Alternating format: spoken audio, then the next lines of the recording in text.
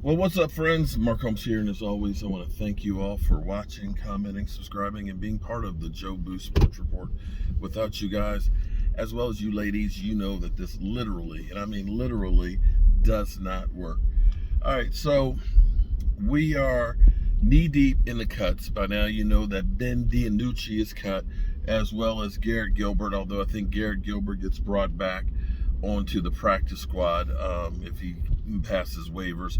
Cowboys have a little bit of an advantage because they have 4 players on the COVID list, and a misnomer that people who have taken the COVID shot can get COVID. It's just that you're better protected to fight off the symptoms. So we'll see what happens with that situation. It looks like they'll be off of the list by Thursday. But in the meantime, the advantage for the Cowboys is because they're on the COVID list, they don't count as part of the 53-man roster. So that's 4 extra spots that they can kind of hide and maneuver. And this is what happens is teams will hide and maneuver, play these different games and stuff to try and keep them from being picked up on waivers. The waiver wire goes until 12 o'clock tomorrow. And after that point, then you can bring back on your practice squad.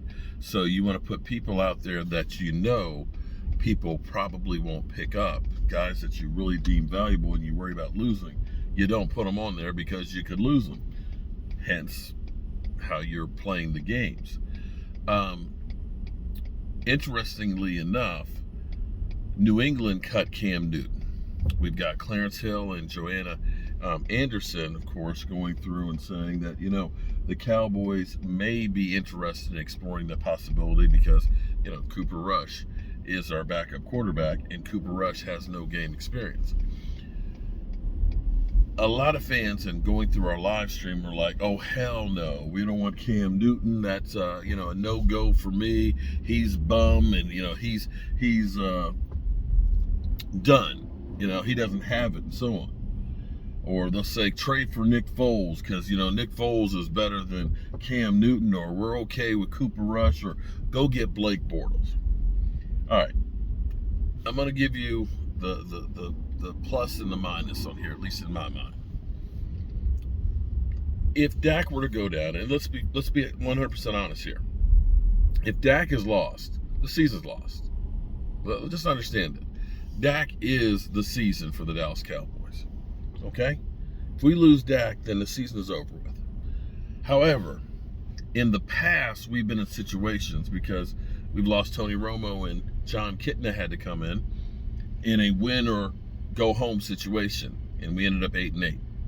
We've had other times where Tony Romo went down in 2015, and we ended up having Brandon Wheaton, a journeyman quarterback who was a first-round pick, and Matt Castle, a guy who was actually a Pro Bowler, come in and we won 1 game out of 12. Backup quarterback could be the difference of us having a successful season or not. And if you're saying Nick Foles, okay, Nick Foles' contract is a $6.6 million hit this year, and they're saying trade for him. If they don't cut him, you got to trade for that contract, as well as give up compensation for a guy who could not beat out Gardner Minshew in Jacksonville, who Jacksonville said Gardner Minshew isn't good enough to be our backup and traded him, who then went to the Bears and could not beat out Mitch Trubisky and, oh, by the way, or Andy Dalton. So do you believe that Nick Foles is going to be the answer? And I'm going to tell you, Nick Foles, you'll say, but he's got a Super Bowl ring. Yeah, the Philadelphia Eagles had a great team, and he was part of it. But they didn't win because of Nick Foles. Cam Newton, his cap number this year is $3.5 million, or at least that's what his contract was. And because he did not have a lot of suitors to begin with before signing with New England, probably would end up being a relatively cheap couple million, $2.5 million, if he's willing to be a backup, but you may not have any options other than being a backup. Okay? Or a guy like Blake Bortles, who's been out there forever who has done nothing in his career. So honestly, if Dak were to go down, are you honestly going to say you'd rather have Cooper Rush than Cam Newton? Cooper Rush or Cam Newton? Is that a hard decision?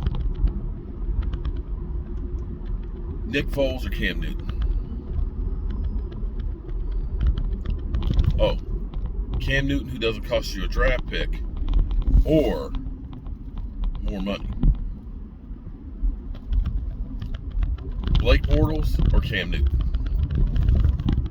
Now, I understand the pros and the cons of this. That, of course, if you sign Cam, he's going to be a distraction. People are going to say, Cam Newton, he could be starting over Dak. He should be starting. Well, didn't they do that last year with Andy Dalton? Dak responded with throwing 3 400-yard games to start the season. Didn't seem to bother him then last year. Now, don't expect the Cowboys or anybody else per se to do that before week 1. Because if you sign him now, then you're fully guaranteeing his money. So most teams are going to wait to make those bigger signings after week 1 where the contracts aren't fully guaranteed. We can bring you in and we decide after 3 weeks we're going to get rid of you. We're not paying the whole contract. So from a business standpoint, it behooves you to wait till after week 1. Do I think that the Cowboys are going to sign Cam Newton? Probably not. The first problem, of course, is his line on being vaccinated. The rules with the COVID protocol are if you have not been vaccinated and you're exposed to somebody who is positive for COVID, whether you test positive or not, you automatically get 5 days. That's why he just got back. And I think that whole stance is part of the reason why New England didn't re-sign him and said, you know what, the Mac Jones era is going to start right now. We're just going to go ahead and start this right now because New England is like the military. You have to be where you're supposed to be at this time. You do exactly by the rules and the regulations, and they are not wavering. So the first thing that would have to happen for Cam Newton to be a Dallas Cowboy would be is he need to take a vaccination shot. The Cowboys are 100% vaccinated. Jerry Jones is adamant about being vaccinated, and Jerry Jones is very adamant about you following the rules. That would have to be the first thing. Second thing would be Cam Newton would have to understand his role would be a backup quarterback. And I'm not sure that Cam Newton is ready to say, I am a backup quarterback. And so that's the pros and the cons. I don't think it happens, but we know all the talking heads are rooting for that to happen because, oh my God, that would be gold as far as a narrative to talk about. And you can already see everybody's talking about it, including myself. There's always drama with the Dallas Cowboys. Well, we got 2 more hours left till the final cuts have to be made, and I'm sure some more are going to be coming out soon. They probably broke for lunch before they went through and are breaking more players' hearts. I'm Mark Holmes, and I hope you're having a great day. Be safe out there. Peace.